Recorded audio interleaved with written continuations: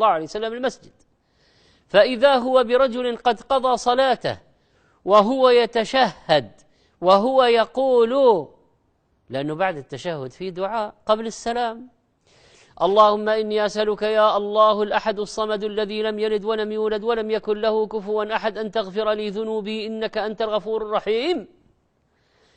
فقال النبي عليه الصلاة والسلام: قد غفر له، قد غفر له، قد غفر له. رواه أبو داود والنسائي. مرة ثانية نعيد الحديث. ماذا كان الرجل يقول؟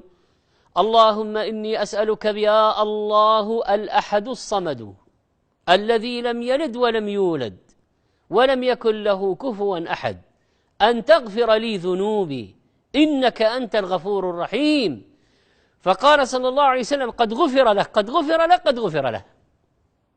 حديث صحيح. للمرة الثالثة نعيده، اكتبوه: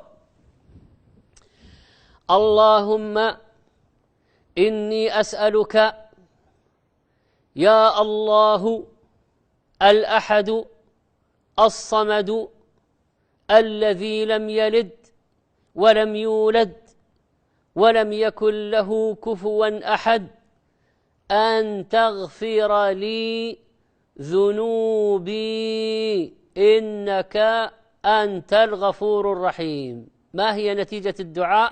قد غفر له، قد غفر له، قد غفر له. اللهم إنا نسألك بأنك أنت الأحد الصمد أن تدخلنا الجنة وأن تجيرنا من النار وأن تغفر ذنوبنا